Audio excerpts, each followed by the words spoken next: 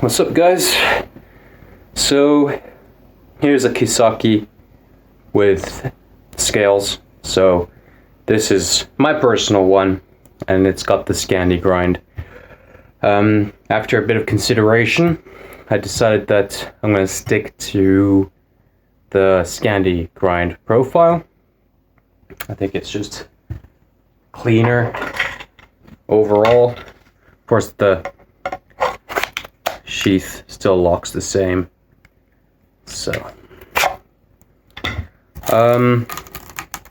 yeah, I mean, the main reason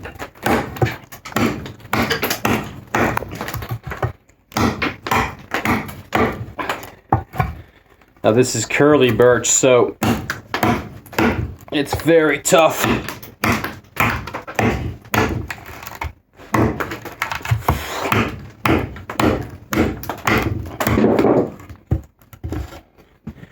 Very, very tough wood.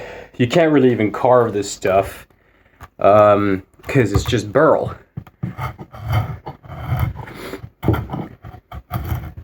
But this blade is sharp. Out of the box, this is probably going to be one of the sharpest knives you'll ever buy. Sharpest knives you'll ever buy. The reason why I mainly decided not to go with the convex or continue with the convex is because I don't like having too much variety with my designs. If I have a concept, a design like this, I like them to kind of all stick within certain parameters, and then having an option without the scales and an option with the scales, that to me is really like the most important thing. Is just to keep it simple for me. And yeah, y'all have seen the other videos.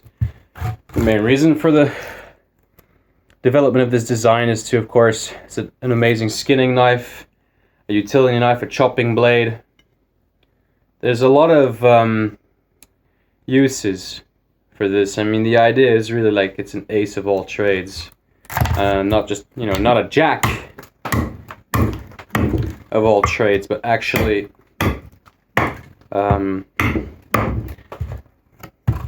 like an ace of all trades. And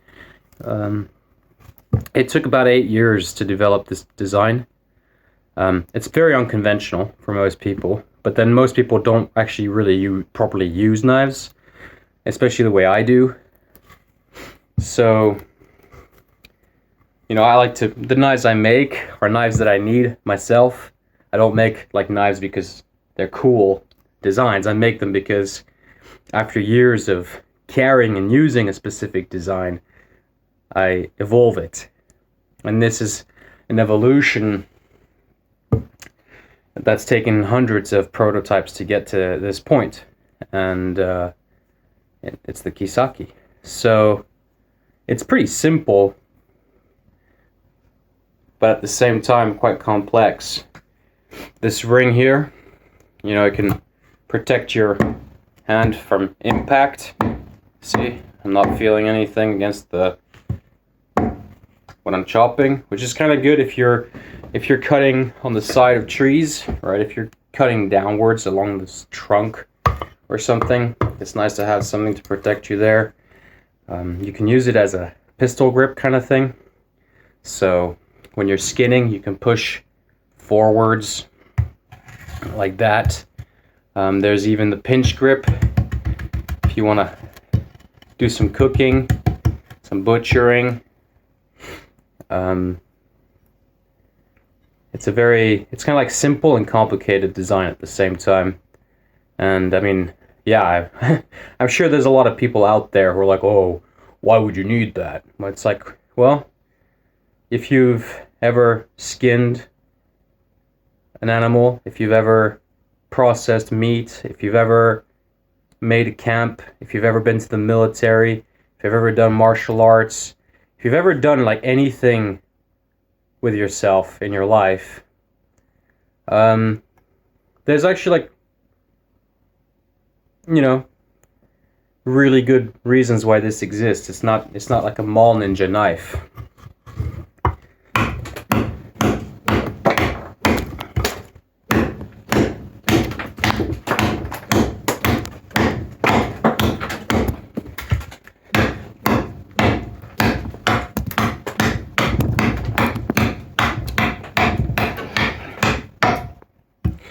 And as you can see, now this is very hard wood. Very, very, very hard wood. So you can see there that it's managed to deal with this wood very, very well. It chops very hard.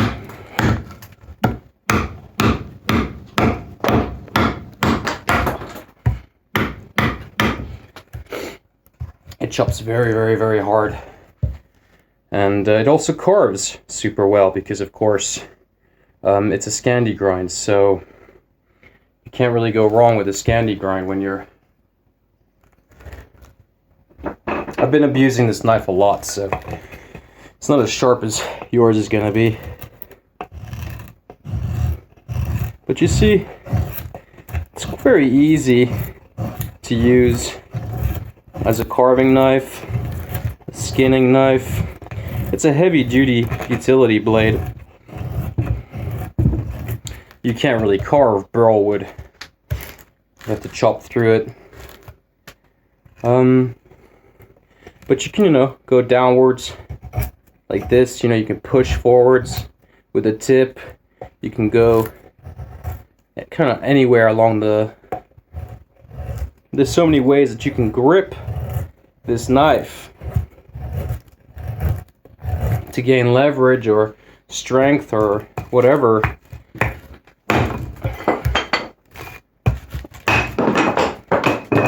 So I'm very pleased with this design. It's it's exactly what I wanted it to be, and it's now my ranch knife that I carry everywhere. Like, I can't really say much more than I also use it a lot for batoning, making fires. I mean, it's a proper fire making knife. The overall length is actually quite short if you compare it, say, to something that's like kind of standard blade, standard knife. They're quite close in length. So for a very, very short blade, a very, very short knife, you actually get a huge amount of meat and a huge amount of chopping power. So, and for batoning, it's very easy.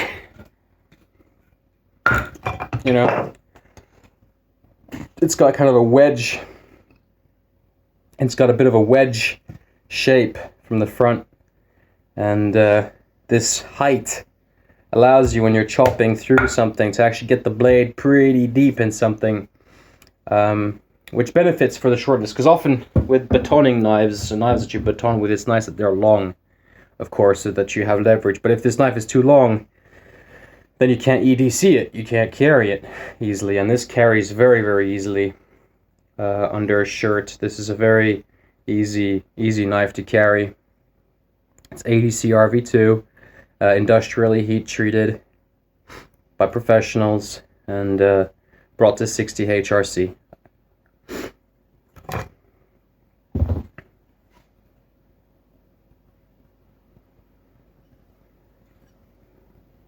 There's a lot of grips. You can also punch with the ring, so it's you can use it as a melee weapon, or yeah, I guess you could call it that. It's very, very sharp out of the box. Very hard, very intense edge retention. It's also a very unusual knife. For a lot of people, it's definitely something that's outside of the norm, but I've been making knives now for almost 20 years. I've made thousands and thousands of knives, and once, and not just that, but I also use all my knives every day. I'm not like I'm not. There's a lot of guys out there that make knives, but they also don't use their knives. They're not out there. They're not like forest people. So You know, like a great way to test, the best way to test a knife is to carry it for several years, you know? So, technically I've carried models of this knife, prototypes, for years. I mean, this development for this product started 8 years ago, and it's easily got over a few hundred prototypes. So, the Kissaki from Hot Metal Knives. It's a chopper, a skinner, a carver, camp blade, you know, hunting knife. It's designed for everything. Martial arts, kind of SWAT style. A lot of guys in these military law enforcement, they like the idea of a ring. They like the idea of being able to pull out their blade and know it stays in their hand. Different people have different opinions about that. All the martial arts guys I know, they like something like this. You know, just very light and basic. These are about 430 grams each, and I don't remember all the dimensions actually. So, but they're on my website. They're easy to find. Whoops. So, 6.2 millimeters thick on the spine. That I remember. Yeah, I don't remember all the other information. I don't intend to do, so this is like, I put these scales on because it's I grow the curly birch here. But of course, this design, ultimately the goal is to get it so that there's plastic injection molded handles, so that yeah, it's modernized. This is cool because, you know, it's raw wood, but wood is kind of, it's not always the best material for full tangs because, of course, they can easily split. I'm sure it wouldn't take too many impacts here with batoning to split the wood there, but I haven't seen it yet. And, you know, it's a aesthetic thing, of course, when you do some work with the scales. But anyway, I will be having like acrylic and all sorts of other materials. I just like to use the curly birch that I stabilize and grow here because it's just abundant. It's everywhere and it's extremely beautiful. You know, for example, with this one here, that's insanely beautiful.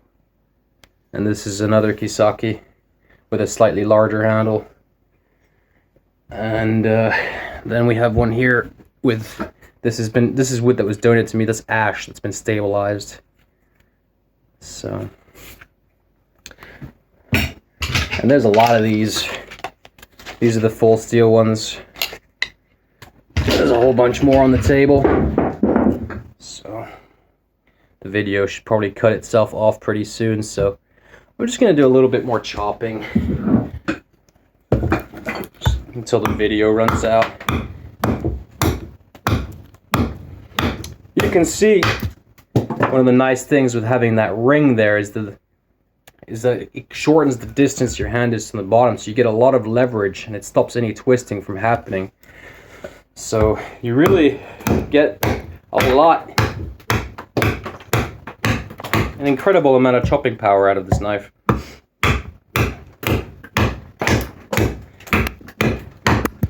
And remember, this is curly birch that's been dried. It's bone dry curly birch. So it's a very, very hard wood, very tough to work with, and this is chopping through it very nicely. If this was pine, it would just turn, it would just be like a joke.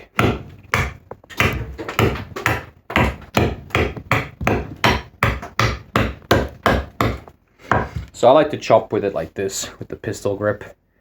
I don't even use the ring necessarily like this. The ring is more like it's a feature that really adds a lot of utility to the entire blade design. So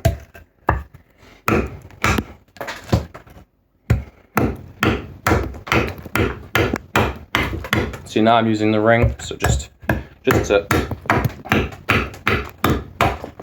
kind of put it to context. There's a whole bunch of different grips. You can put 2 fingers in there. That's pretty nice.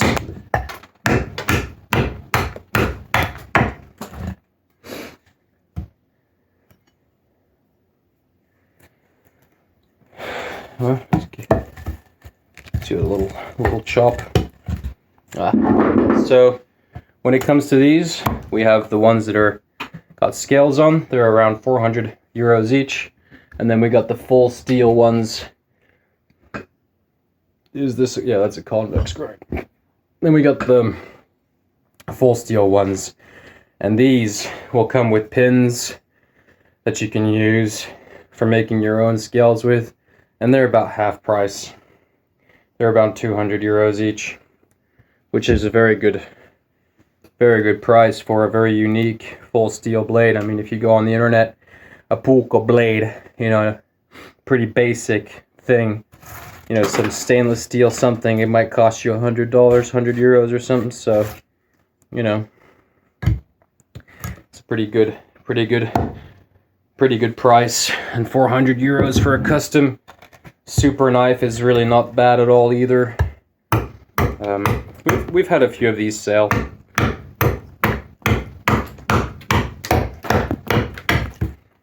It's really nothing much more to it. I mean, it's an incredible.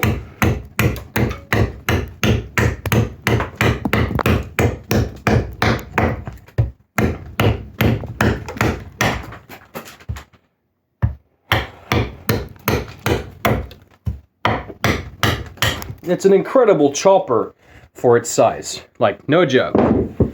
Very powerful chopper. And that's very hard wood, so yeah.